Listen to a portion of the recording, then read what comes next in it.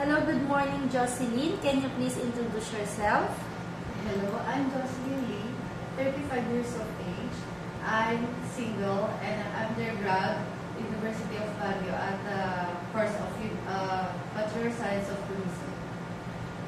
And then my work experience before, it's in Hong Kong, and then I'm 4 years and 8 months. Okay. 4 years and 8 months in Hong Kong with one employer? Yes, one employer. Okay. So, what are your duties with your past employers? I'm elderly care. I care of Hong Kong, 70 years old. 70 years old kung po.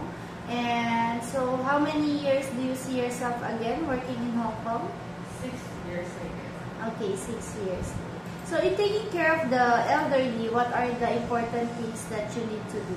You need to focus on taking care of the elderly because he needs medicine and then on-time food.